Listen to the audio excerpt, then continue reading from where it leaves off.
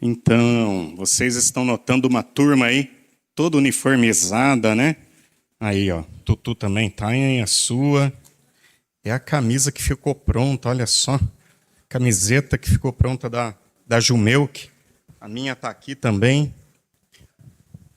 Tá aqui. Será que é possível? Cadê o Davi? Davi, é possível fazer mais assim? Fazer uma remessa de encomenda? Como é que é? Ó, quem não tem a sua e tem interesse, fala com o Davi. Fala assim, Davi, eu tenho interesse.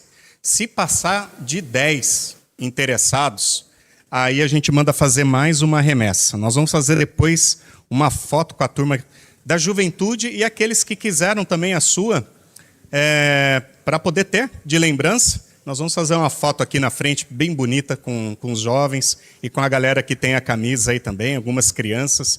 Vai ser bem legal. Ficou bonita mesmo, gente. Ó. Vou fazer a propaganda. Deixar aqui. Vai ficar aqui. Pronto. Fica aí, a camisa da juventude. É bonita, tem que ser mostrada.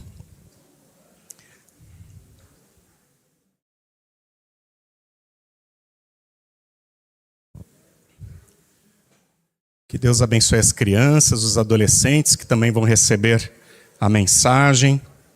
E nós aqui vamos continuar refletindo. Quem lembra a primeira canção que nós cantamos aqui? Você lembra? Oi? Não, a primeira música. Graças dou. Graças dou. Hoje nós vamos falar um pouquinho sobre gratidão. Mas para falar de gratidão, nós também temos que falar de reclamação. Você já reclamou essa semana? Se a gente passasse um reclamômetro aqui na testa assim de vocês, ia acusar a temperatura alta ou baixa? Alta. Quantas pragas teve no Egito? E quantas vezes o povo reclamou no deserto?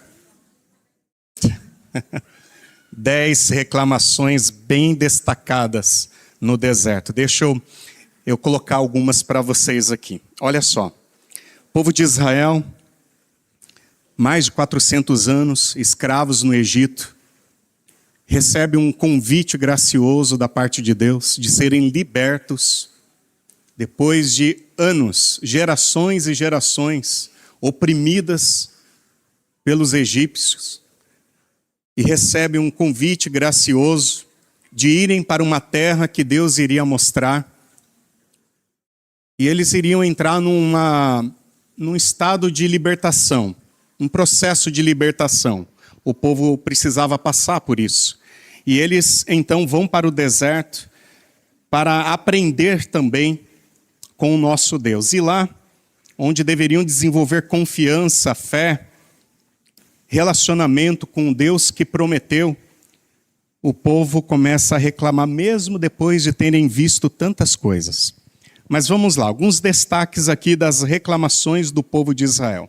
Reclamaram diante do Mar Vermelho, lá em Êxodo 14. O exército egípcio vindo, se aproximando, e foi por não haver sepulcros lá no Egito que Moisés trouxe-nos aqui para morrer. Reclamaram disso. Pelo menos no Egito a gente tinha, quem sabe, um túmulo para nós. Vamos morrer aqui. Depois, em Êxodo 15, reclamaram das águas. O povo murmurou contra Moisés dizendo que não tinha água. Não temos água para beber. Depois, em Êxodo 16, falta de alimento. Reúne a congregação. E os filhos de Israel estão lá, murmurando contra Moisés e contra Arão, que não tem alimento. No Egito a gente pelo menos tinha algumas frutas, algumas carnes. Depois reclamaram e desobedeceram a Deus, mais uma vez contrariando ao Senhor. E veio o Senhor e deu a eles o maná. Pronto, querem comida, Deus concede o maná. Aí eles desobedecem por por a falta de confiança, desobedecem a ordem de Deus de não guardar o alimento e estão lá desobedecendo, guardando o maná para o dia seguinte, com espírito de ingratidão. Vai que vai faltar amanhã. Sabe? Isso é uma reclamação bem na prática, fruto de um coração que não consegue ser grato pelo que tem hoje e ainda está ansioso pelo dia de amanhã. Nem sabe se vai estar vivo, mas vamos guardar. Um parênteses aqui, né? Nós aprendemos a fazer dispensas, né? Isso também comunica algo, sabe, gente? Temos que tomar muito cuidado. Hoje nós temos, às vezes, um cômodo da casa só para guardar comida. Temos um guarda-roupa gelado, né? Só para guardar comida. Uma geladeira só para guardar comida. Tá tudo certo, a gente quer conservar. Mas a gente quer conservar ou a gente quer garantir? Ou os dois? Tá tudo bem fazer isso, mas o que isso tem de implicação no nosso coração? E quando você abre a despensa e ela diminuiu? Ou não tem? Aonde está a nossa confiança? Na despensa cheia? No congelador cheio? Ou no Deus que é provedor para dar o maná do dia seguinte?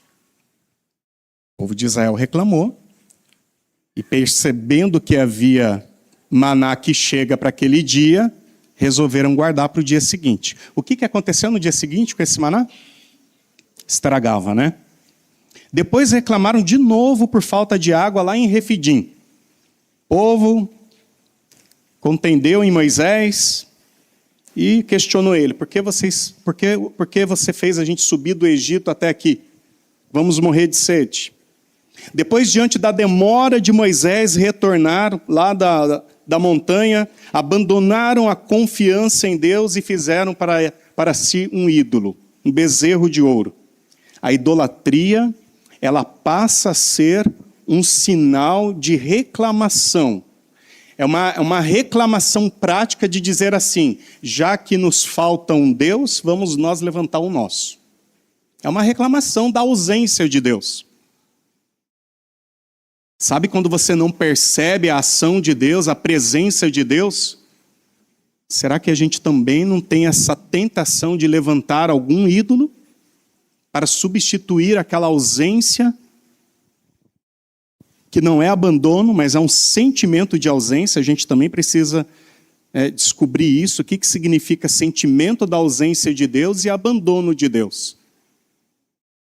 Seus filhos certamente já teve sensação de ausência tua, por alguma razão, às vezes até brincando. Já brincou de esconde-esconde com um filho e ele começa a chorar quando você demora a aparecer? Aquela sensação de que, opa, o pai sumiu, mas você sabe que não abandonou. Sabe, na história nossa com Deus, pode parecer que às vezes Deus está brincando assim, né, conosco de esconde-esconde. Parece que ele nos abandonou. Não, ele não abandonou, não. A gente só está com uma sensação da ausência dele, mas ele está lá. Ele está lá. Depois reclamaram em Taberá. Lá em Números aparece: queixaram-se, o povo de Israel queixaram-se de sua sorte aos ouvidos do Senhor. Mais uma reclamação do povo de Israel. Depois, olha só, Números 11 também tem uma reclamação lá. Agora não é pela falta de comida, mas é uma saudade da comida do Egito. Ficaram mais, sofisticada a reclamação. Agora eles passam a não só ter, não é só fome, é o desejo de comer uma comida específica. Queriam um rodízio de pizza, um churrasco. O que estava faltando para eles? Quem nos dará carne para comer? Agora, porém, seca-se a nossa alma. Olha que forte isso, né? O povinho mimado, né? Mas era só o povo de Israel, tá, gente? A gente não. A gente não é assim. Uma última reclamação: recusaram-se em entrar na terra prometida. Números 13, depois do relatório dos espias, todos os filhos de Israel, diz lá o texto, murmuraram contra Moisés e contra Arão e quiseram voltar para o Egito. Mas credo, né? Estão lá perto da entrada da terra prometida. Ah, mas um relatório aí nos assustou. Tem um relatório aí que não fecha. Deu medo, vamos... A essa altura, gente, 40 anos... não tinha se passado 40 anos, mas havia passado toda uma peregrinação e querem agora voltar para o Egito. Não, não dá. Esse povo vai ter que ficar no deserto mais tempo, Moisés. Não vai dar para entrar assim, não. E, de certo, né, morre essa geração e entra apenas pouquíssimos, né? Josué e Caleb, eles vão entrar na terra prometida. Depois, olha só, Números 14, 22, diz assim: todos estes homens me puseram à prova já 10 vezes e não obedeceram a minha voz. Tipo assim, Deus falou, agora deu, chega. Chega. E Números 14, 27, até quando sofrerei esta má geração que murmura contra mim? Tenho ouvido as murmurações que os filhos de Israel proferem contra mim. Pois é. Qual era a oração que Deus mais ouvia? Bom, isso não é oração, né? Isso passa a ser agora murmuração. Tenho ouvido, chegou até mim a reclamação. Mas ligaram demais no saque. Deu, agora esgotou. Reclamaram demais. E bem detalhe aqui, né? Eles estavam reclamando aparentemente para Moisés e para Arão, mas Deus diz, não é com vocês o negócio não. Números 14, 27, reclamaram contra mim. Quantas vezes nós reclamamos também? Quantas circunstâncias da vida nos levam a reclamar? Afinal de contas, por que reclamamos? Por que reclamamos? Da onde vem a reclamação? Qual é a fonte da reclamação? Já pararam para pensar? Pode ter muitas coisas envolvidas, mas eu quero destacar uma delas. A nossa falta de consciência da graça. Nós perdemos a consciência da graça, e perdendo a consciência da graça, nós passamos a desenvolver uma consciência de meritocracia. Eu mereço. E se eu mereço, então eu quero. E se eu quero, logo eu tenho uma expectativa. E se essa expectativa não é alcançada, tem uma frustração que me leva, consequentemente, à reclamação. Mas nasce, em grande medida, de um coração que acha que é merecedor. Da onde vem isso? Gente, talvez nunca o mundo experimentou um momento tão focado, vamos dizer assim, na pessoa, no indivíduo, no eu, como temos vivido hoje. Eu digo nunca porque nós temos mecanismos hoje para colocar cada vez mais a nossa pessoa em evidência. Sejam as redes sociais, sejam as propagandas, né? Seja o próprio dia a dia nosso, é o ser humano em evidência. Aliás, é o indivíduo em evidência. Muitas vezes não é nem o coletivo, mas o indivíduo. Propagandas que nos levam a buscar um anseio que satisfaz o indivíduo, não é nem um coletivo. É você, não é nem o nós que está lá no trono. O você. E esta autoestima positivista que nós temos nos nossos dias, que nos leva a desenvolver esse sentimento de meritocracia, de achar que merecemos, pode ser em grande medida, a fonte de um coração que reclama, que murmura, que é insatisfeito. Veja, falamos até ontem no encontro de homens.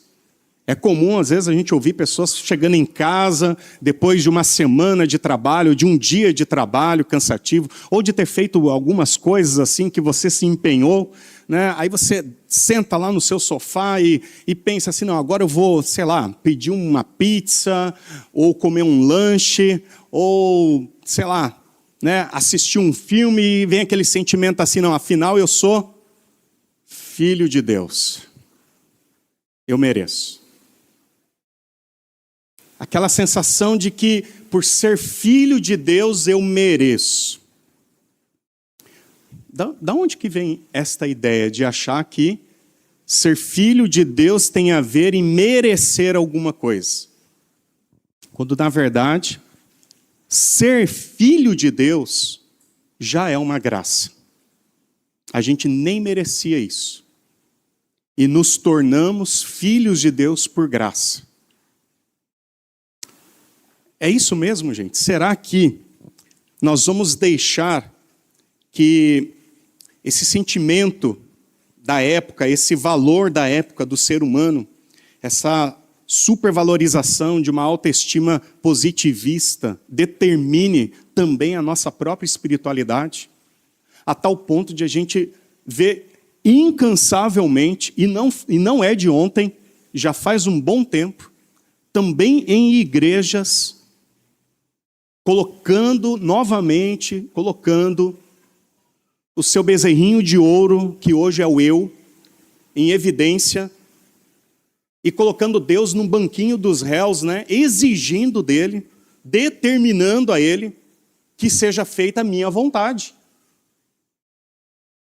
Esquece a oração do Pai Nosso. Não, é a oração do eu, não do Pai Nosso, é do eu. E está aí, campanhas e campanhas, cultos e eventos que quem está lá em evidência é o eu. É o eu ser feliz, alcançar um propósito, alcançar um anseio, um sonho. É o ano da realização do teu sonho.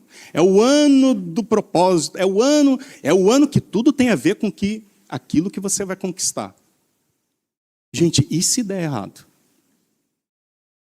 E deixa eu dizer, a grande chance. A grande chance. O que fazemos? O que fazemos quando a vida dá errado? Quando aquilo que você planejou dá errado?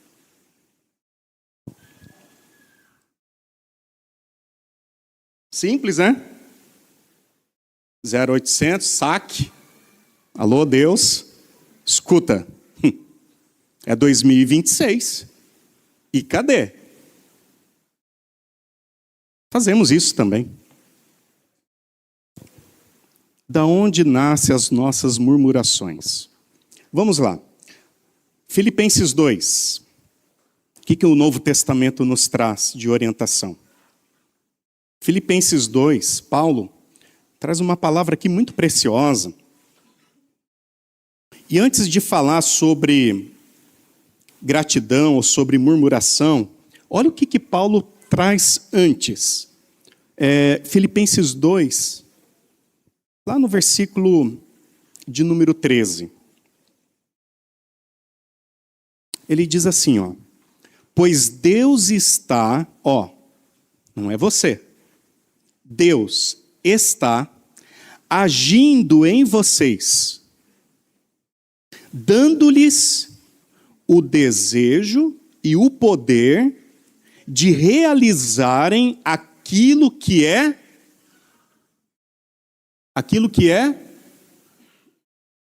como que está aí? Do agrado dele? Não é teu? Não é do agrado do Regis? Não, deixa eu ler de novo. Deus está agindo em vocês, dando-lhes o desejo, veja, e o poder de realizarem aquilo que é do agrado dele. Marca texto. Vamos grifar aí? Agora, 14. Façam tudo sem murmurações, sem queixas, nem discussões, de modo que ninguém possa acusá-los. Levem uma vida pura e inculpável. Como o quê? Gente, como filhos de Deus, brilhando como luzes resplandecentes num mundo cheio de gente reclamona, corrompida e perversa. Reclamona foi um adendo meu aqui, né? Mas corrompida, vamos colocar no pacote da corrupção humana a reclamação. Brilhem. Brilhem neste mundo de gente que reclama, de cara fechada, de gente que parece que não tem nada para agradecer. Brilhem.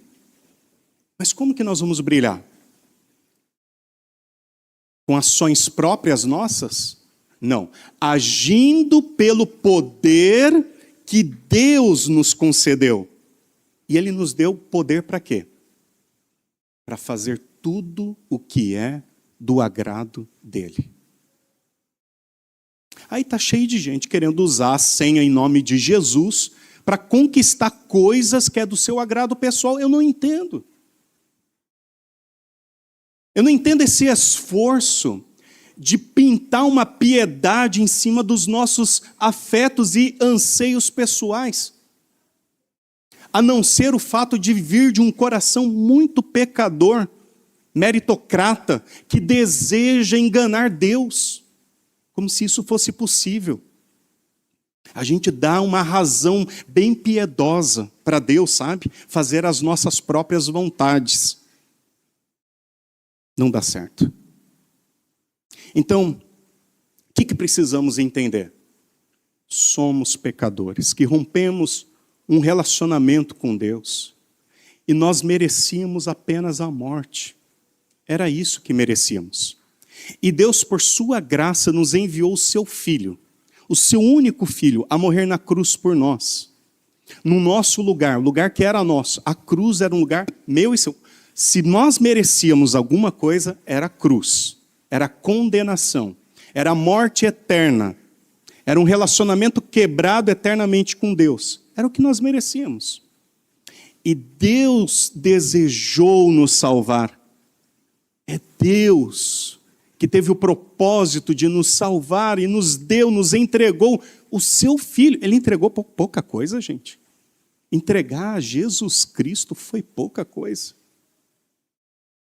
A gente agradece tão pouco por ter Jesus, o Filho de Deus, como nosso único e suficiente Salvador. E ali começa um espírito de reclamação. Porque se a gente não consegue entender que Deus já nos deu tudo em Cristo, então sempre vai estar faltando algo. Porque se Cristo não é tudo que eu tenho, então sempre falta algo que eu preciso. E sempre vou precisar de algo. Porque Cristo não é tudo. Ele nos deu tudo. Agora, olha,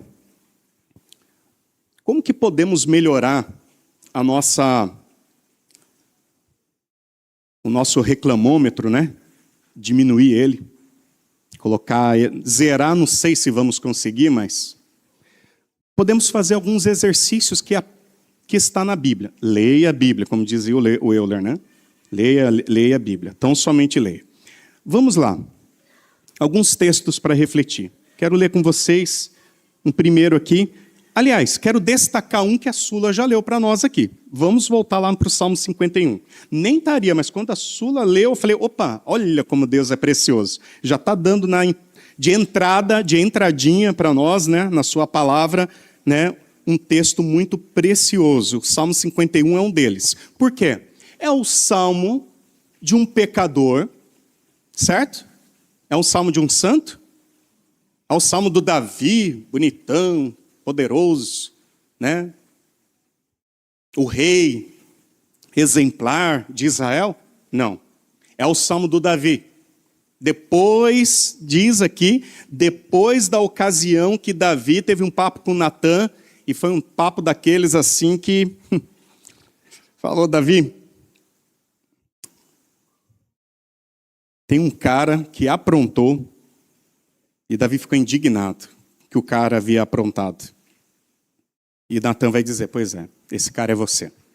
Depois desse encontro, Davi está quebrantado, não tem nenhum sentimento de meritocracia, ele só sabe reconhecer que ele é digno de morte.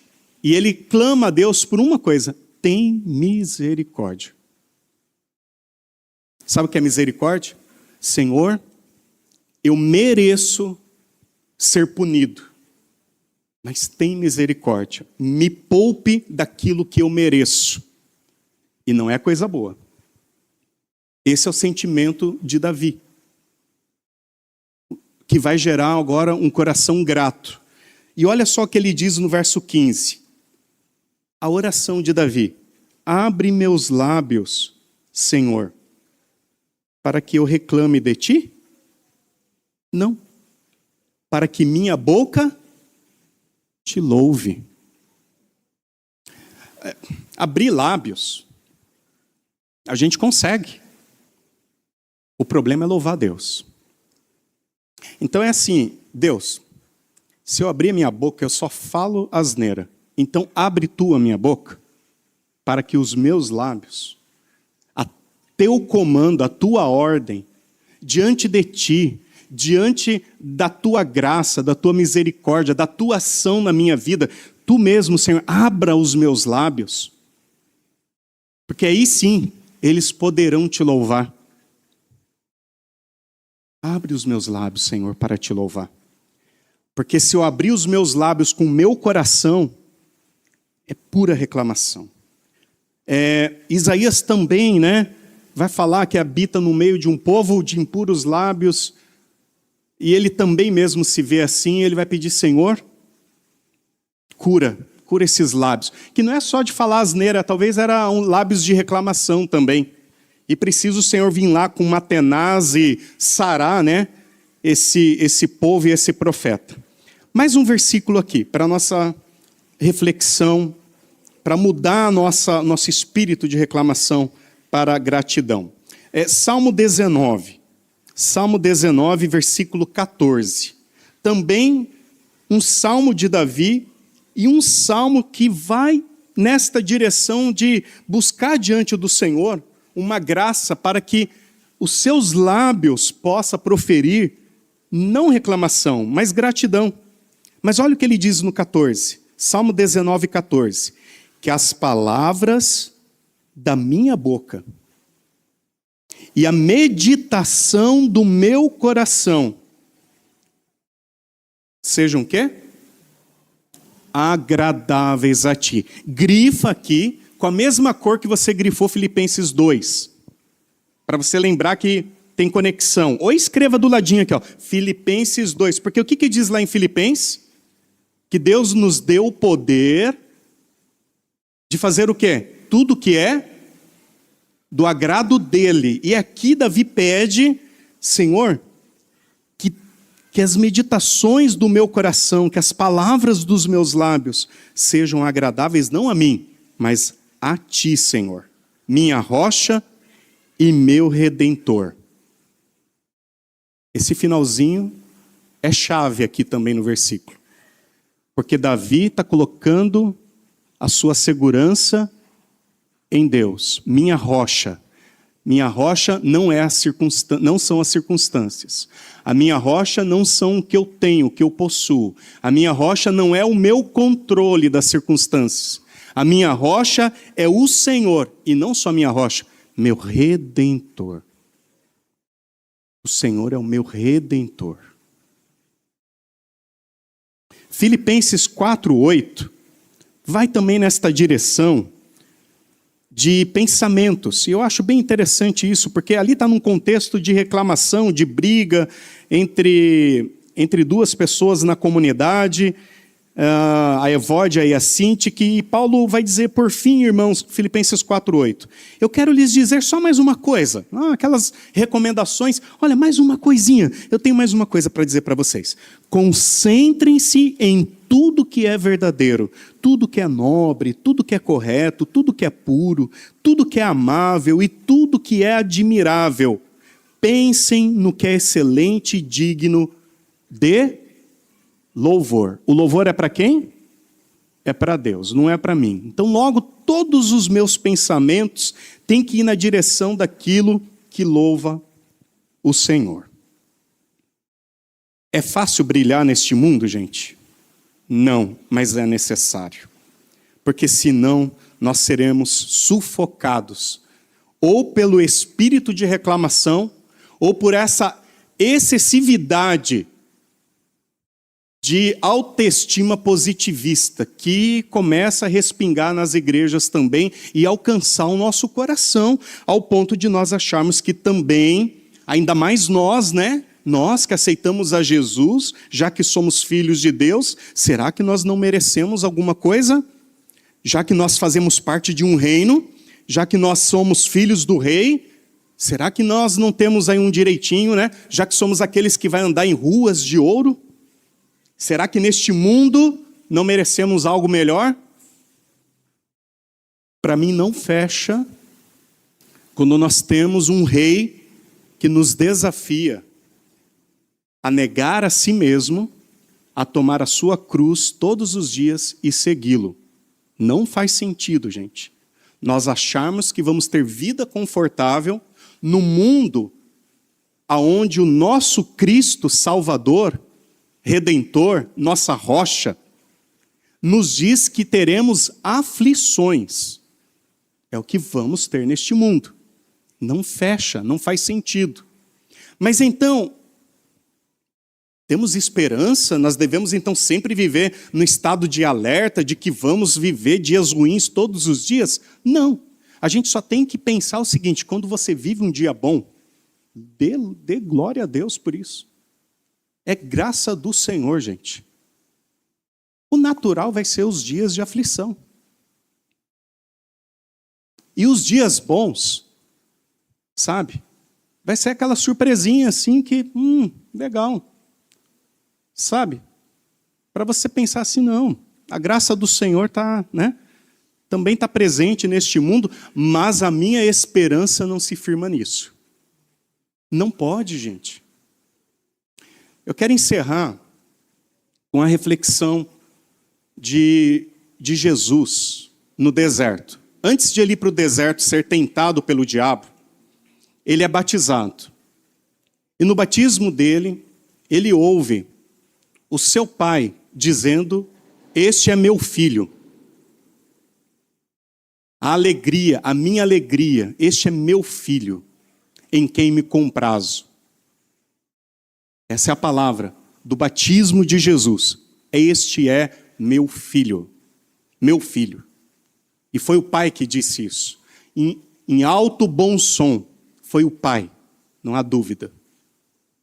Depois de ser batizado, diz o texto, o Espírito levou Jesus ao...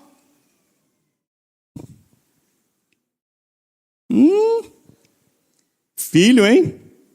Valeu, pai. Né? Não é assim que a nossa mente pensaria?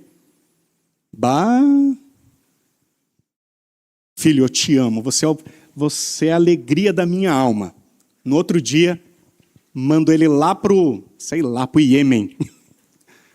Filho, tem uma passagem para você pro Iêmen. Papai te ama, tá? Vai pro Iêmen.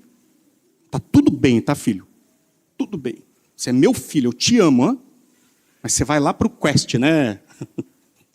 O Quest ainda perto do Iêmen, tá tudo certo, né, Gabi? Mas você é meu filho, meu filho. Não é loucura aqui, gente, não é uma contradição. Não é um pai imprudente, não é. É um pai responsável. Sabe por quê? É um pai responsável? Porque chegou a hora. É chegada a hora. Este filho foi amado, sempre foi. Este filho, ele tem certeza do amor do pai, sempre teve. Este filho foi capacitado pelo Espírito com poder. Ele está pronto para encarar as suas próprias responsabilidades. E agora é chegada a hora dele ir e ser responsável com aquilo que ele foi preparado para ser. Está tudo certo. E ele envia esse filho. Ontem nos homens a gente trabalhou essa reflexão de dividir fardos, mas carregar a própria carga. Tem coisas que é de competência nossa. Aquela frase que alguns já falaram, Deus deu a cruz para cada um levar a sua. Quando está pesada demais, nós temos uma comunidade para dividir, temos uma família para dividir o peso, para pedir ajuda, ora por mim. Não está fácil, está difícil, mas eu não posso abandonar aquilo que é meu. É minha responsabilidade. Neste mundo nós temos uma missão como igreja, como filhos e filhas de Deus, e nós vamos ter que encarar essa missão como responsabilidade nossa, e é uma missão que nos trará desafios, angústias, aflições, e isso faz parte de cristãos maduros. Ou você sempre teve o seu pai e a sua mãe por perto diante de cada boleto que você teve que pagar? Não é assim, quando aperta demais, está ali uma escora para ajudar, um apoio, tudo bem. Mas, gente, tem coisas que são de nossas responsabilidades. E está tudo certo. Agora, o que é muito bonito ver no texto da tentação de Jesus, é que a tentação não é o diabo tentando Jesus transformar pedra em pão. Está certo. Assim, não é o método mais ortodoxo, transformar pedra em pão para resolver o problema de uma fome. Era mais fácil ir lá no mercado e pedir um pão, mas o diabo colocou para Jesus, já que tem poder, mas a questão não é essa. A questão é que ele faz ali uma tentação de identidade. Se tu és filho de Deus, então faça o milagre acontecer. Milagre, gente, desejo de milagre. Escreve isso daí. Desejo de milagre muitas vezes não é prova de fé. Revela muito mais a nossa incredulidade. Pode escrever. Desejo de um milagre acontecer, muitas vezes, é fruto de um coração incrédulo. Em que sentido? No sentido de achar que o nosso Deus não é pai suficiente se ele não resolver este meu problema e não realizar um milagre. Isso denuncia não a nossa fé, mas às vezes a nossa incredulidade e um coração insatisfeito que não consegue confiar na palavra do Pai. Então, em vez de pedir por milagre, peça por presença. Em vez de pedir por um milagre, peça pela vontade de Deus. Senhor, todas as coisas, toda a minha vida, tudo que eu tenho, tudo que eu sou, o Senhor me deu o teu poder. O Senhor está agindo em minha vida com o teu poder, com o teu espírito, mas para que tudo em minha vida, em todas as circunstâncias, em tudo que eu tenho, que eu faço, e em tudo que eu não tenho, em tudo aquilo que eu sou incapaz de fazer, possa servir para agradar a Ti. Então, faça conforme a Tua vontade. Isso denuncia a nossa fé. Isso mostra o tamanho da nossa fé. Porque nós tiramos o peso do acontecimento das coisas conforme o nosso anseio e depositamos a confiança de que, acontecendo ou não, tudo coopera para o bem daqueles que amam a Deus, daqueles que vivem para o seu louvor e para agradar ao Senhor. Todas as coisas vão cooperar. E aí a gente pode realmente, gente, ter um coração grato, mesmo quando não temos. Um coração grato não tendo. Porque a gratidão, ela está enraizada na identidade É naquilo que somos e não naquilo que temos. Se a insatisfação, se a murmuração, ela tem uma fonte naquilo que nós não temos, e isso passa a determinar aquilo que somos, e é um equívoco, então a gratidão, ela tem a sua raiz naquilo que somos, mesmo não tendo, porque eu posso não ter o que eu quero, mas eu continuo sendo o que eu sou, filho e filha de Deus, porque isso não depende da minha posse, do milagre, isso depende apenas, sabe o quê? Da palavra do Pai. Tu és meu filho, minha filha. Aí nós podemos cumprir esta palavra de dizer que somos gratos em todas as circunstâncias. Nós somos gratos. Porque nós temos um Pai. E não precisamos provar isso. Porque Ele mesmo, já fez isso por nós. Que não sejamos como o filho da casa. Não vou nem falar do filho que saiu, né? Da parábola do filho pródigo. Que chega no pai e diz, pois é, pai. Eu estou chateado porque este teu filho aí, ó, gastou tudo que tinha, foi para a gandaia, voltou para casa, o senhor está dando festa. E eu sempre trabalhei para ti feito um escravo. Olha a identidade. Não trabalhei como filho, trabalhei feito um escravo. E nunca me deste um cabrito para eu fazer festa com meus amigos. Aonde está a ingratidão? Num coração que não se vê mais como filho. E passa a exigir de Deus. Barganhar com Deus. Mas quando a gente tem um coração de filho, a gente reconhece que está tudo bem, porque tudo pertence ao Pai, tudo é do Pai. Todas as coisas, inclusive a minha vida. E isso é suficiente.